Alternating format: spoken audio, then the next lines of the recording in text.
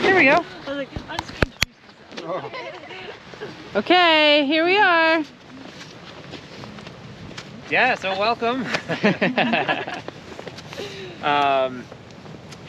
This is like exactly what we were envisioning, that we were gonna have transition, you know, some like a mix of open water, good ice.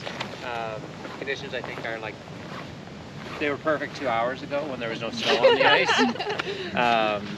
And the transitions then would be really nice. I think it's actually gonna be a little challenging with so much the sticky snow now, like that first little getting up and trying to pull the canoe on the thin ice. But we're not going far today. So our goal today is just get across the lake. We just have to get in, get settled, look at everything, make sure everyone's comfortable, and then we'll get up a little bit early tomorrow, take advantage of good conditions tomorrow. So yeah, I think just given the weather, we'll do more intros like at camp, but we should at least go. Here we go. Okay, now we're recording. Well, you missed all of the action. Gosh darn it. Our first day with our canoe sleds, already had to do a little bit of paddling and use our hookaroons, which is a new / very old tool used for transitioning from solid ice to water and vice versa. And I've got my partner Basha here. We're tied in tandem to our canoe, and I've got the other part of our gang up front. We're gonna try this out. Have an awesome adventure. We've got 2 weeks of some paddling and hopefully some ice travel. We're in dry suits, PFDs, so we're ready for anything.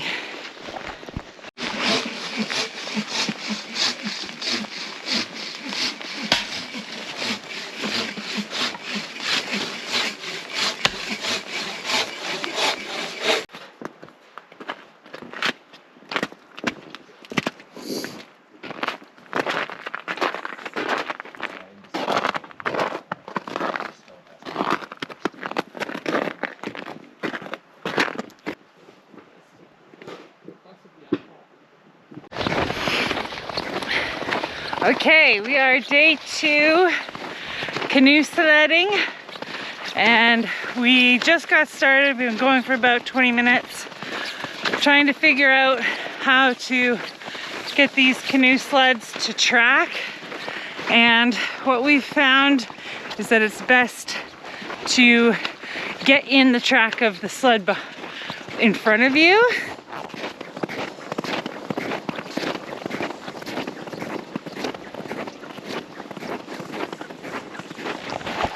So you can see that Dave and Jen are up front and they're walking sideways, whereas Rob and Julie are able to walk straight in line together, and same with Bash and I, tracking much better in the track.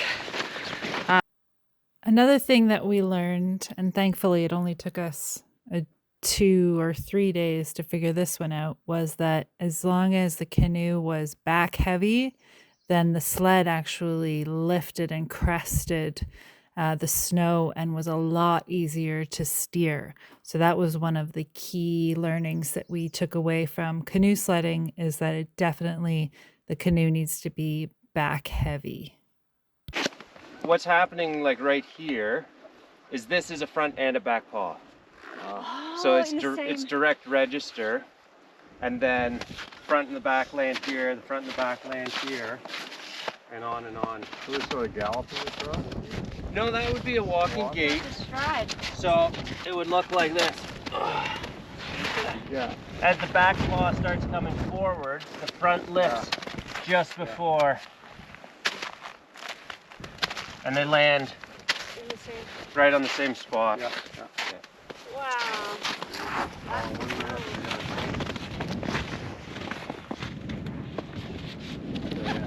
two wolves walking in line. And it looks like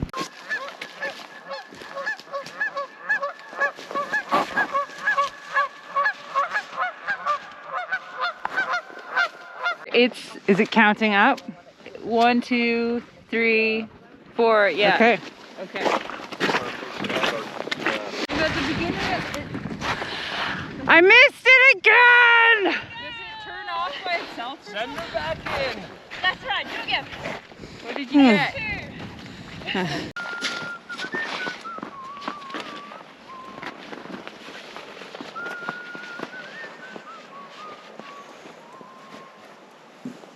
Portaging.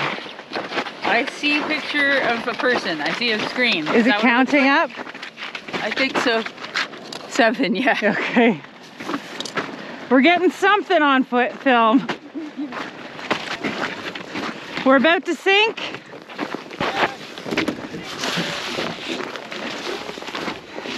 Let's put it over both sides of the canoe so that it's like bring your one line. Oh, so it's not, the Yeah. rope isn't under? Yeah. Well,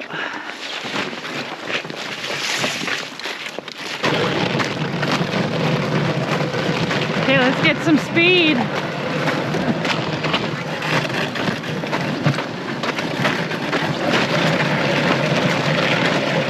Speed, push harder. Push harder. Yeah, there we go.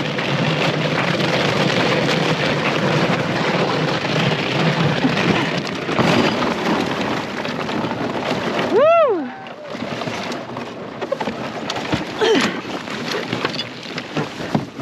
Okay.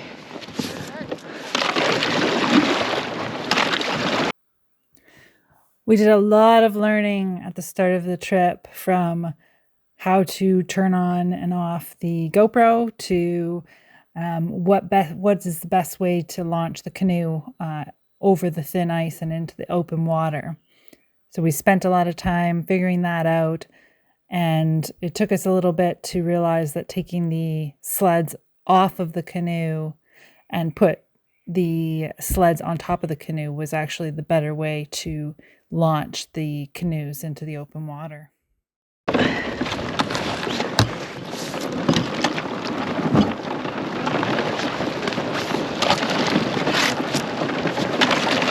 Woo! Yeah.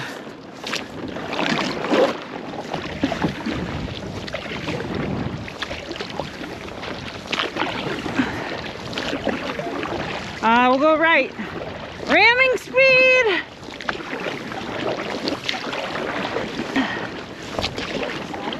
Yeah, right here. I think so, just lean that way. There we go. Leaning back. Does that help? Yeah. On my way.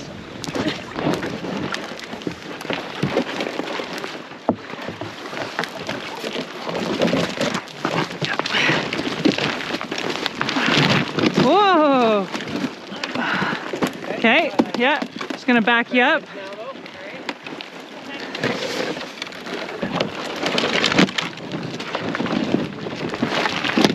Okay, And again. and again. Whoa.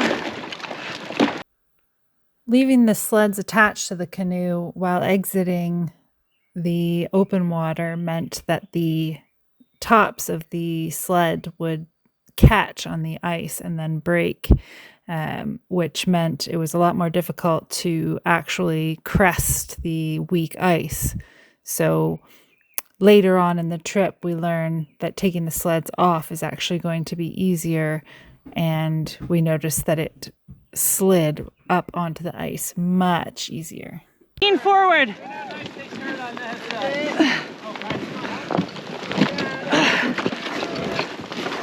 Got it. Got it. No, I got it. I got it. Oh, yeah, okay. My hero.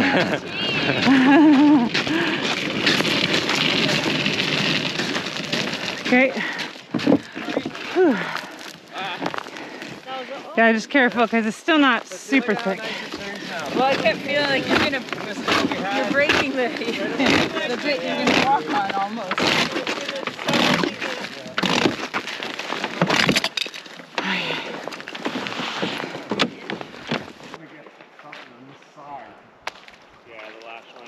maybe just pull her back, Rob, and I can try and make my way around through it after. Thanks.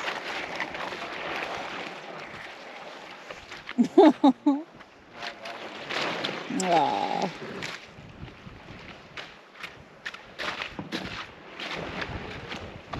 Aww. I wonder if we could find a log. Dave's swimming. And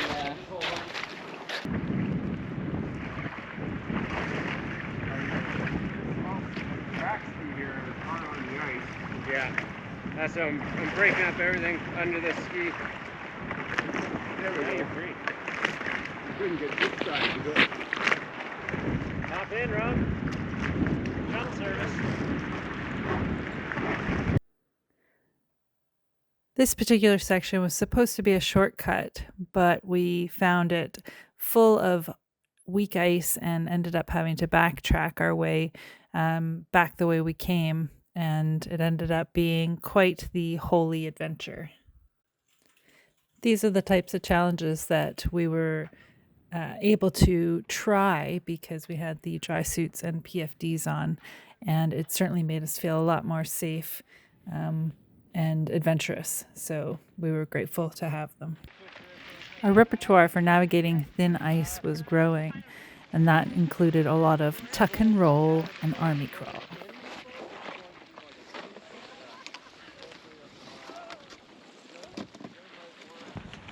Like you're getting out of a vehicle at high speed. All right. Nice.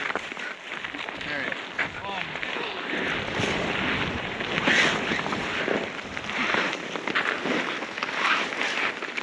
come to mama.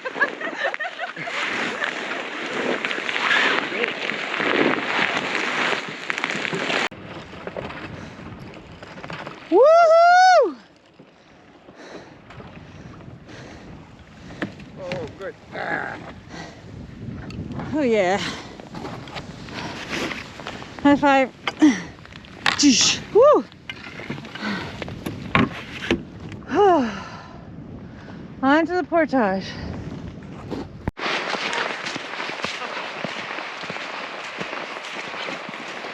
Portaging the canoe sled. Struggling with the canoe sled up this hill. You're doing awesome. Work it, Rob. High five. Initially, we treated portages like a summer portage because we figured we had a canoe, so we had a bunch of gear that we needed to carry over the portage. But what we were finding was that actually, if we all teamed up with the 6 of us, we were able to drag the canoe sleds across the portage without damaging the canoe, and we were able to have all of the gear inside of the canoe still. So though it was a lot of work, by the end of the trip, we ended up being a pretty well-oiled machine with all 6 of us on one canoe.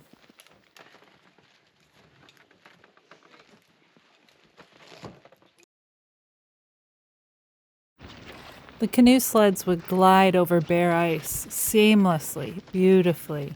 But if there was a little bit of snow and a little bit of slush, they became slogging beasts to haul. And so we had a few days there where it was pretty tough hauling and my back was hurting and I think everyone was feeling a little bit defeated. When we got to a camp, we all sort of just slumped over and thought tomorrow's got to be a better day.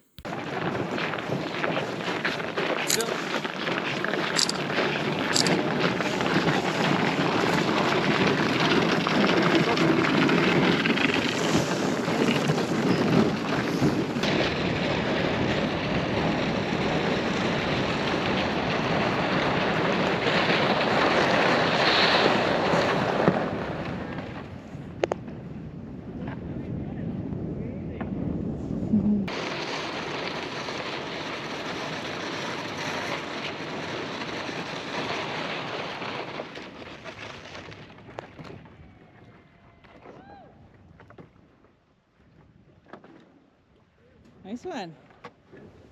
Looks like a nice